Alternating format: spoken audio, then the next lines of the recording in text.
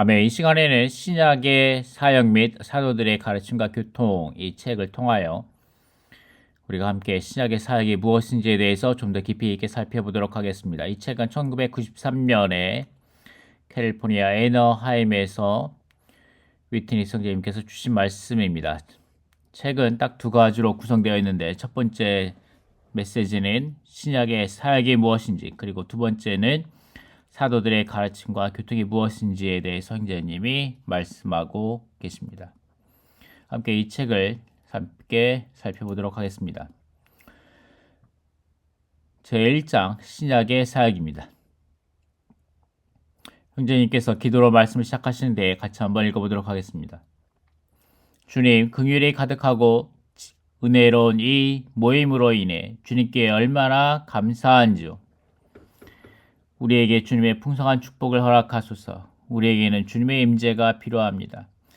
주님의 영이 바로 주님의 임재에 있습니다. 주님 자신을 우리에게 열어주소서. 우리 자신을 주님께 열어드리고 우리 서로에게 엽니다. 우리에게 열린 교통과 영 안에서 아주 자유롭고 아주 상쾌하게 하는 교통과 온갖 종류의 장애물들을 이기는 교통을 허락하소서. 주님, 우리는 주님께서 우리와 함께 이곳에 계신 것을 믿고 우리가 이곳에서 주님과 함께 있는 것에 대해 감사드립니다. 우리는 당신과 하나일 뿐 아니라 오늘 우리는 바로 당신 자신입니다. 우리는 주님의 일부입니다. 주님의 몸을 건축하소서. 아멘. 자, 이렇게 해서 형제의 말씀이 시작합니다. 1987년 가을부터 지금까지 1987년부터 1993년까지 이 메시지가 주어진 것이 1993년이니까 오랫동안 주님의 회복 안에 소요가 있었다. 이 소요를 겪으면서 우리 가운데 있는 여러 용어들이 훼손당했다. 가장 심하게 훼손된 용어가 사역이다. 현재의 소요를 계속해서 일으키고 있는 사람들은 이 용어를 오해했고 잘못 적용했으며 악하게 해석했다. 우리 가운데 있는 다른 두 가지 용어도 손상을 입었는데 그것은 바로 사도들의 가르침과 사도들의 교통이다. 이 메시지에서 우리는 신약의 사역의 문제를 살펴볼 것이다. 니형제님과 함께하는 주님의 회복의 시작에서부터 악한 자 사탄에 의해 야기된 소요들이 회복 안에 있어 왔다. 니 형제님은 당시에 일어난 소요들에 맞서기 위하여 의견을 달리하는 이들이 오해하고 잘못 적용하고 있는 특정 용어들을 다루는 여러 메시지들을 전했다. 그 기간 동안 니 형제님은 사역의 문제에 대해 아주 많이 말했다. 니 형제님은 사역에 관한 여러 책들을 출간했고 미국에서 우리도 지난 30년 동안 많은 책을 출간했다. 여기에 참고서적으로 말씀하신 것이 정상적인 그리스도인의 교회생활 그리고 장로훈련 1권 신약의 사역이죠.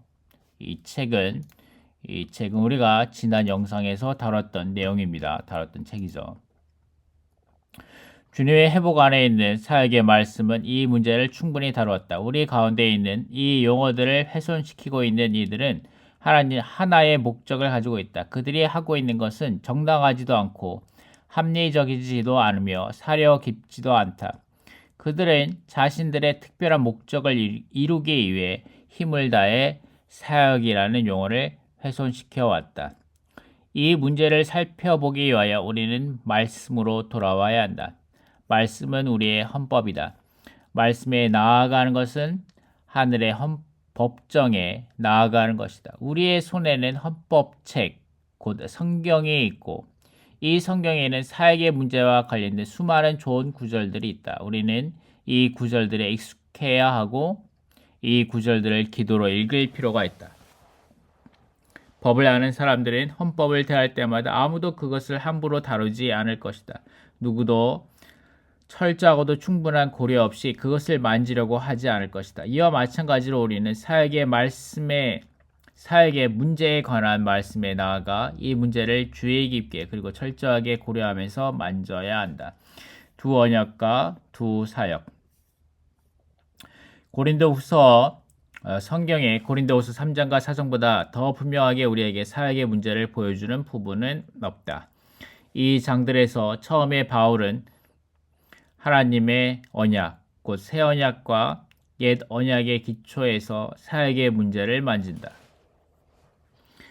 하나님의 언약이 없다면 어떤 사역도 있을 수 없다. 사역은 하나님께서 자신의 백성과 맺으신 언약을 수행하는 것이다. 하나님의 언약이 없다면 우리는 할 일이 아무것도 없다. 하나님의 언약이 없다면 우리가 무슨 일을 하든 그것은 사역으로 여겨질 수 없다. 사역은 다만 우리가 하나님의 언약을 수행하기 위하여 하나님께 드리는 봉사이다. 우리 자신의 선호나 욕망을 이루기 위해 우리가 무슨 일을 하든 그것은 하나님께 속한 사역이 아니라 그저 사람의 일에 불과한 것이다. 온 우주 안에서 오직 두 언약만이 중요하다. 신약 시대에 하나님은 단 한 번 그분의 백성과 언약을 맺으셨다. 이 언약은 바로 새 언약이고 이것은 주 예수님께서 그분의 상에서 제정하신 것이다. 주 예수님께서 그분의 상을 세우신 바로 그때에 그분은 자신이 우리를 위해 흘리실 피로 새 언약을 제정하셨다.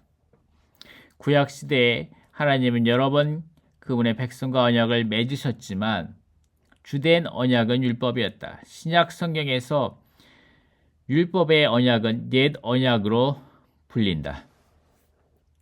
예레미야서 31장 31절부터 34절까지 해서 하나님은 그분의 백성에게 율법의 옛 언약이 주효하지 않았고 그분의 목적에 맞지 않았으므로 구약의 이스라엘이 아니라 그분의 신약 백성인 그리스도 안에 믿는 이들 그리고 신약 시대의 끝에서 이스라엘의 남은 이들과 새 언약을 세우시겠다고 말씀하셨다. 이것은 율법의 언약이 아니라 은혜의 언약이다. 율법의 옛 언약에 기초하여 옛 언약의 사역이 있었고 신약의 새 언약에 기초하여 새 언약의 사역이 있다. 새 언약의 사역은 우주적으로 유일하게 하나이다. 우리 모두는 새 신약의 사역, 곧 새 언약의 사역이 우주적으로 유일하게 하나인 것에 대해 분명해야 한다. 새 언약에 속한 그 영과 의의 사역은 옛 언약에 속한 죽음과 유죄 판결의 사역과 대비됨. 온 우주 안에는 오직 두 사역만이 있다. 고린도후서 3장에서 옛 언약의 사역은 죽음에 속한 사역과 유죄 판결을 내리는 사역으로 언급된다. 옛 언약의 사역은 단 두 가지 일을 했다. 즉 그것은 사람들을 유죄 판결하고 죽였다. 그러나 새 언약과 그리고 새 언약에 기초한 새 사역은 그 영의 사역과 의의 사역, 곧 의롭게 하는 사역이다. 모세의 옛 언약의 사역은 죽음에 속하고 유죄 판결을 내리는 사역이었지만 새 언약의 사역은 그와 정반대이다. 그것은 죽음에 속한 사역이 아니라 그 영의 사역, 곧 생명에 속한 사역이다. 유죄 판결하는 사역이 아니라 하나님께서 우리를 의롭게 하시기 위한 의의 사역이다. 따라서 우리는 옛 언약의 사역은 죽음에 속하고 유죄 판결하는 사역이었지만 새 언약의 사역은 생명에 속하고 의롭게 하는 사역이라고 말할 수 있다. 아멘. 우리 모든 사도들 곧 새 언약의 사역자들의 모든 일들, 사역들을 포함한 신약의 유일한 사역은 모든 사도들 곧 새 언약의 사역자들의 일들, 사역들을 포함한다. 다시 읽어보겠습니다. 신약의 유일한 사역은 모든 사도들 곧 새 언약의 사역자들의 일들, 사역들을 포함합니다. 고린도후서 3장에서는 복수를 의미하는 사역자들이라는 단어가 6절에서 분명하게 사용되고 단수를 의미하는 사역이라는 단어가 8절과 9절에서 사용된다. 그런 다음 고린도후서 4장의 첫 9절에서 바울은 그러므로 우리가 궁유를 받아 이 사역을 받았으니 우리는 낙심하지 않습니다. 라고 말했다. 여기에서 바울은 복수 대명사 우리를 사용했다. 그는 자신, 단수를 사용한 자신이 이 사역을 받았다고 말하지 않았다. 오히려 그는 우리, 복수가 이 사역, 단수인 이 사역을 받았다고 말했다. 여기에서 우리는 바울뿐 아니라 신약의 모든 사역자들을 포함한다. 이 모든 것이 새 언약의 많은 사역자들로 이루어진 하나의 새 언약의 사역이 있음을 가리킨다. 새 언약의 사역자들 중 첫 번째는 12사도였다. 사도행전 1장 17절과 25절에서 베드로는 이 사역이라는 용어를 사용했다. 그 사역은 12사도, 즉 첫 번째 12명의 신약의 사역자들로 이루어진 사역이었다. 사역은 봉사, 곧 일이고 사역자들은 섬기는 사람들이다. 섬기는 사람들은 많다. 12사도 이후에 바울과 바나바와 다른 많은 이들을 포함하여 많은 사역자들이 이 사역 안으로 들어왔다. 사역자들은 많았지만 이 모든 사역자들에게는 오직 하나의 사역만 있었다. 고린도후서 4장 1절에서 바울은 많은 사역자들을 가리키는 대명사 우리를 사용했다. 그 후 5절에서 바울은 디모데에게 그대의 사역을 완수하라고 명령했다. 이 구절에서 바울은 한 개인의 사역을 가리키는 디모데의 사역에 대해 말했다.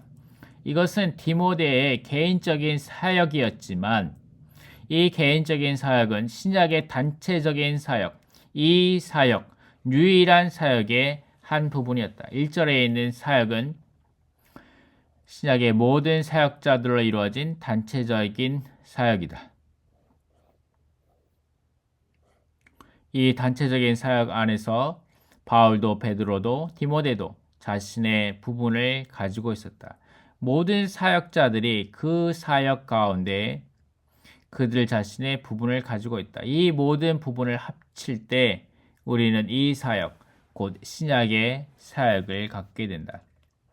그리스도의 몸을 건축하는 교회에 관한 하나님의 신약 경륜을 성취하는 것입니다. 이것이 신약 사역이죠. 신약 사역의 일은 무엇입니까? 그리스도의 몸을 건축하는 교회에 관한 하나님의 신약 경륜을 성취하는 것입니다. 에베소서 4장 12절은 모든 성도가 그 사역의 일을 하도록 온전하게 되어야 한다고 말한다. 이것은 심지어 수천의 성도들이 그 사역의 일을 하도록 온전하게 될 수 있다는 것을 의미한다. 이 구절에서 그 사역이라는 용어가 사용된다. 의심의 여지 없이 이것은 새 언약에 담겨 있는 하나님의 영원한 목적을 수행하는 신약의 유일한 사역을 가리킨다. 하나님의 새 언약에는 하나님의 경륜이 담겨 있다. 이 경륜을 수행하려면 많은 일이 있어야 하고 이러한 일이 곧 사역이다. 에베소서 4장 12절에서 그리스도의 몸을 건축하게 하려는 것이라는 문구는 그 사역의 일을 하게 하려는 것과 동격이다.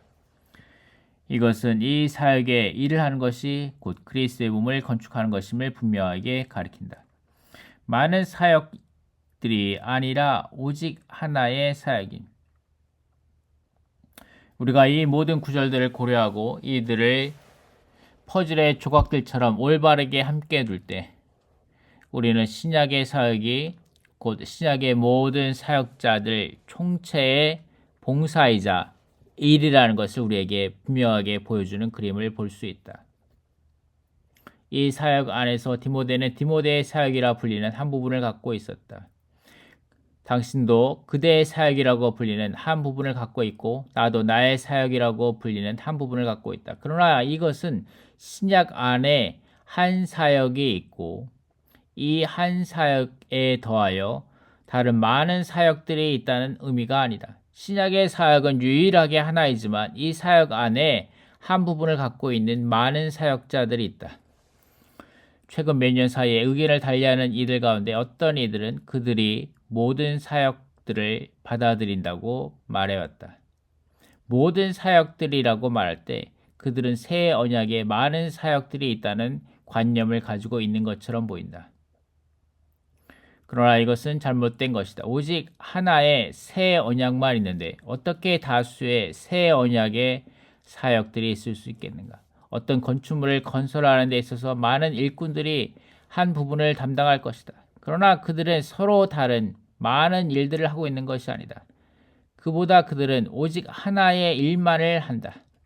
그 하나의 일은 아무나 의견에 따라 이루어지지 않고 한 감독, 곧 최고의 건축자 아래에서 유일한 청사진에 따라 수행된다. 한 청사진 앞에서는 모든 의견들이 제거된다. 일의 모든 부분 하나하나가 반드시 한 청사진에 따라 최고의 건축자 한 사람의 지휘하에 이루어져야 한다. 이러한 방식으로 모든 일꾼들은 오직 한 건축물의 일만을 수행한다. 하나님의 새 언약은 수백만 명의 생명과 관련된 큰 사안이지만 오직 한 사역에 의해 성취된다. 신약에서 우리는 두 사역을 볼 수 없다. 우리는 베드로의 사역이나 바울의 사역 또는 디모데의 사역에 대해 말할지 모른다. 그러나 우리는 반드시 이러한 개인적인 사역들이 반드시 다만 이 사역, 곧 신약의 유일한 사역의 작은 부분일 뿐이라는 깨달음을 가지고 그렇게 말해야 한다. 이 사역은 그 사역의 모든 사역자들의 조각들을 함축하고 포함한다. 퍼즐은 두 그림을 그리지 않는다. 각 퍼즐은 오직 한 그림을 보여준다. 이 그림은 많은 조각들로 구성된다. 우리에게 그 조각들을 잘 맞추는 능력이 있다면 결국 우리는 단 하나의 그림을 보게 될 것이다. 이와 마찬가지로 우리가 신약의 사역자들의 모든 개인적인 사역들을 함께 둘 때 우리는 단 하나의 사역, 곧 유일한 신약의 유일한 한 사역을 갖게 된다.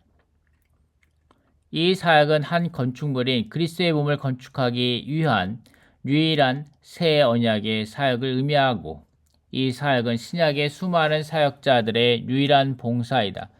그리스도의 몸의 모든 지체가 이 사역의 한 부분을 갖고 있다. 각각의 믿는 이가 다 그 사역의 한 부분을 갖고 있지만 그들이 가진 부분들은 분리된 사역들이 아니라 다만 한 사역의 부분일 뿐이다. 하나님의 새 언약을 수행하기 위해서는 오직 한 사역이 필요하다. 한 사역을 초과하는 것이 있다면 문제가 생길 것이다. 나는 이 문제가 주님의 회복 안에 있는 모든 사랑스러운 성도들에게 분명해지기를 바란다. 하나님의 신약 경륜을 성취하기 위한 사도들의 가르침이 아닌 다른 가르침들의 모든 일들, 사역들은 이 유일한 한 사역에 포함되지 않음. 하나님의 신약 경륜을 성취하기 위한 사도들의 가르침이 아닌 다른 가르침들의 모든 일들, 사역들은 이 유일한 사역에 포함되지 않는다.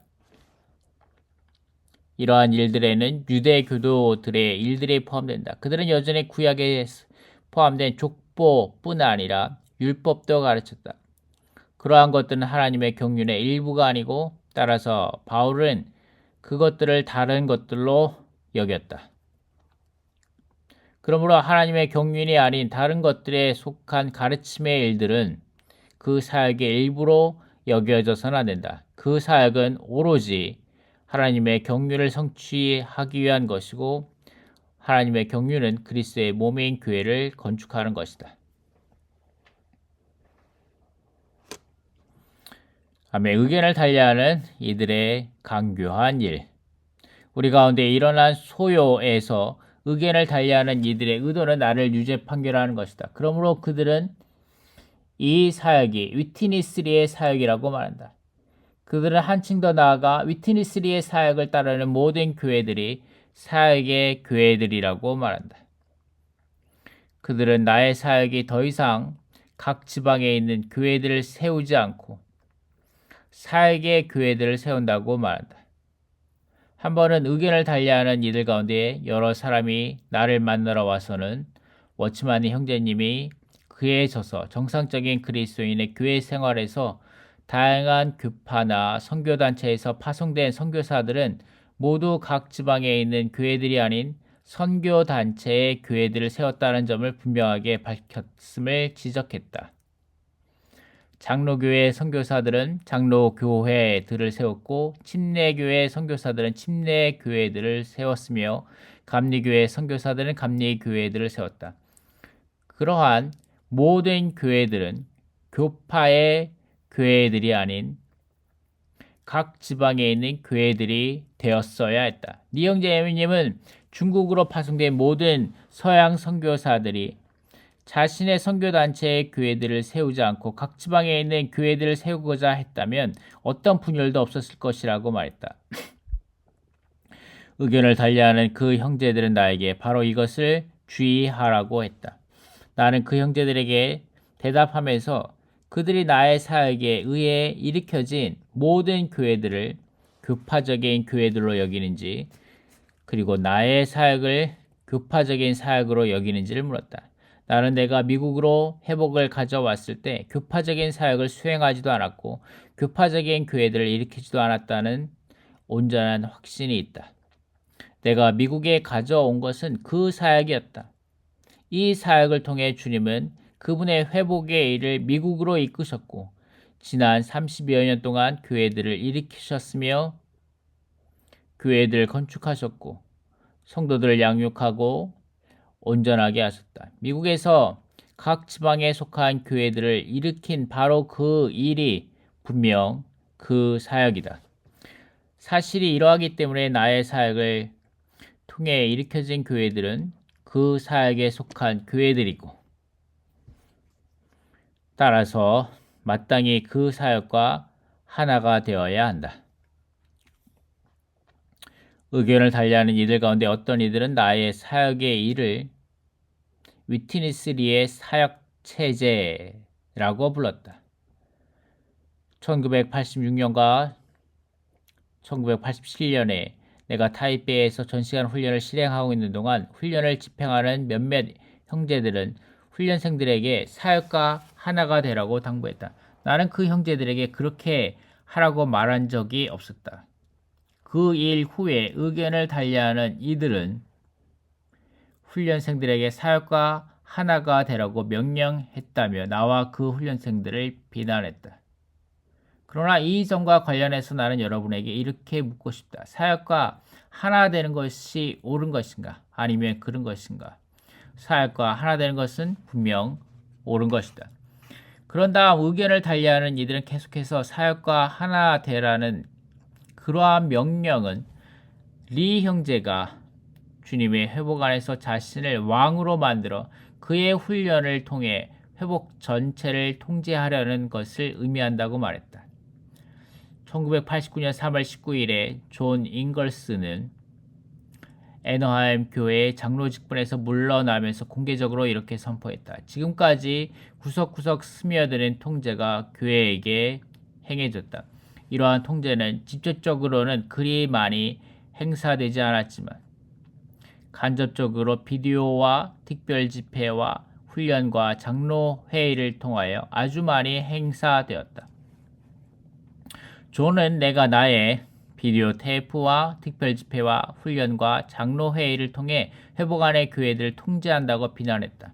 그의 관점에서 보면 내가 나의 사역을 수행하면서 하는 일은 무엇이든 교회를 통제하는 것이기 때문에 나는 전혀 사역을 수행하지 말아야 했다. 오늘날 의견을 달리하는 이들은 이런 종류의 이야기를 퍼뜨리는데 매우 분주하다. 진리는 바로 이것이다. 즉 하나님의 언약에는 그것을 수행하는 사역이 있다는 것이다. 새 언약의 사역에는 새 언약의 사역이 있다.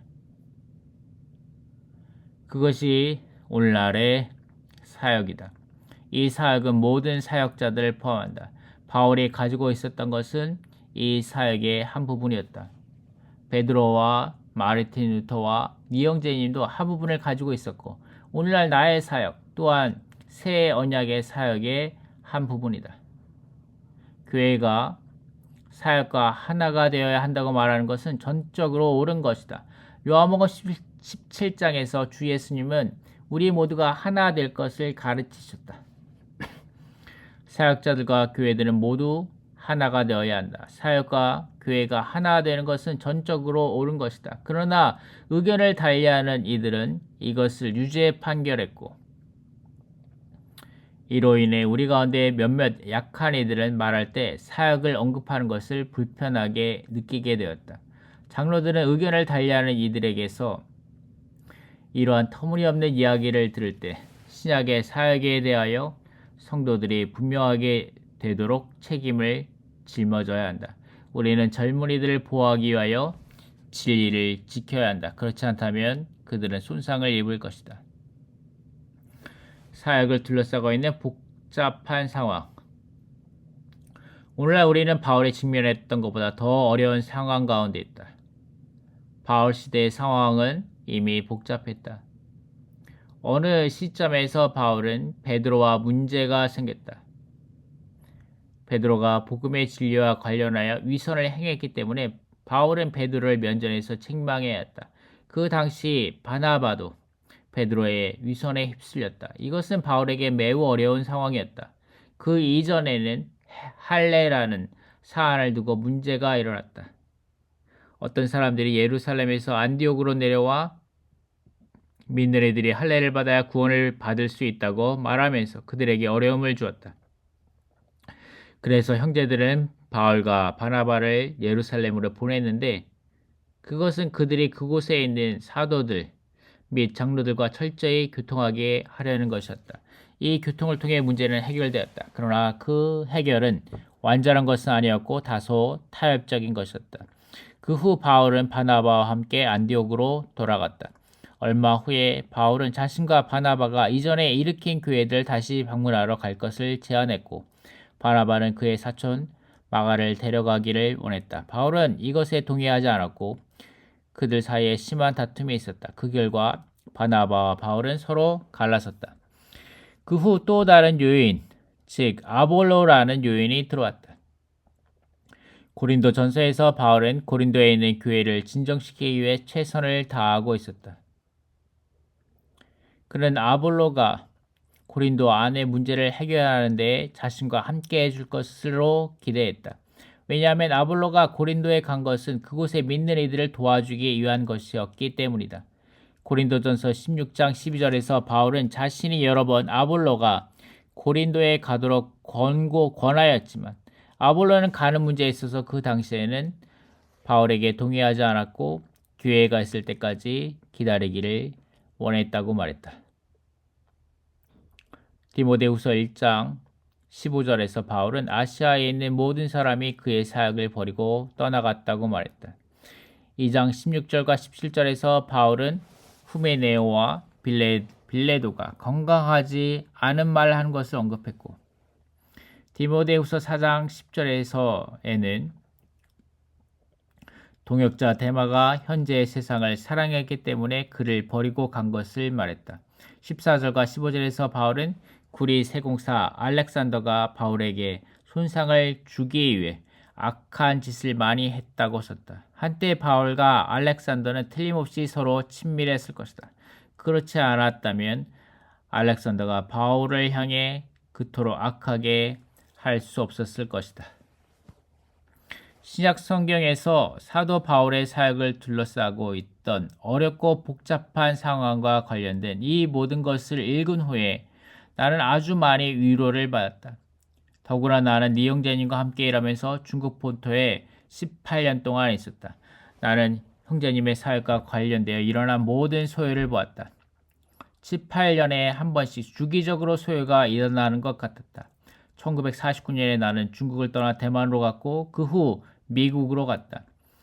그 후 1949년 이후 43년 동안 회복 안에 3번의 소요가 있었는데 한 번은 1950년대 말과 60년대 초에 대만에서 있었고 한 번은 1978년에 미국에서 있었으며 1987년에 시작된 현재의 소요가 지금도 있다.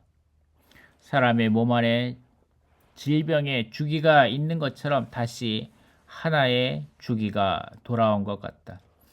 1987년 이후로 문제를 야기해온 사람들은 진리를 지키지 않고 진리에 대한 어떤 표준도 없다.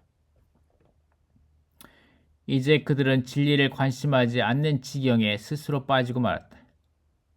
그들이 관심하는 것은 오직 다른 사람들에게 독을 주입하는 일뿐이다. 그들이 내어놓는 가장 치명적인 독은 내가 주님의 회복 안에서 왕이 되기 위해 나 자신을 유일한 인도자로 만들고 있다고 말함으로써 나를 유죄 판결하는 것이다. 이것이 바로 그들이 사람들에게 독으로 주입하는 감추어진 요점이다. 오늘날 그들은 이렇게 독을 주입하고 기반을 약화시키는 일을 하는데 여전히 매우 바쁘다. 나의 관점에 따르면 나는 이 한 무리의 사람들이 주님의 종들인 것을 믿을 수가 없다. 하나님의 종들이라면 그 누구도 다른 사람들을 해치려는 의도만으로 이러한 일들을 할 수 없을 것이다. 우리는 실망해서는 안 된다. 바울이 고린도후서 4장 1절에서 말한 것처럼 우리는 낙심하지 않았다. 바울의 상황은 아주 복잡했지만 오늘날 우리의 상황은 더 복잡한데 그것은 온갖 소문이 강교한 방식으로 퍼지고 있기 때문이다. 이러한 혼란 가운데서 우리가 보존될 수 있는 유일한 길은 진리를 실행하는 것이다. 진리를 실행함으로써 우리 스스로가 배운다. 그런 다음 우리는 진리를 말할 수 있다. 1988년 여름부터 시작해 나는 신성한 진리에 대해 말하는 것을 강화했다. 이전에 나는 결코 지난 5년 동안 한 것만큼 그렇게 많이 말하지 않았다. 이렇게 말하는 말씀이 회복을 보존하고 강화하며 보호하는 데 아주 많은 역할을 했다. 주님의 회복 안에 있는 거의 모든 성도들이 진리로 말미암아 보존된 것에 대해 주님께 감사드린다. 회복은 바로 그 시작부터 진리와 생명 위에 건축되어 왔다. 나는 지난 30년 동안 회복 안에서 진리에 대해 말한 것이 헛되다고 믿지 않는다. 자, 이렇게 해서 함께 신약의 사역 및 사도들의 가르침과 교통에 대해서 한번 같이 추구해 보았습니다. 여러분이 신약의 사역이 보다 분명해졌기를 바랍니다. 두 번째 목차인 사도들의 가르침과 교통론도 여러분이 직접 읽어보시길 바랍니다. 대단히 감사합니다.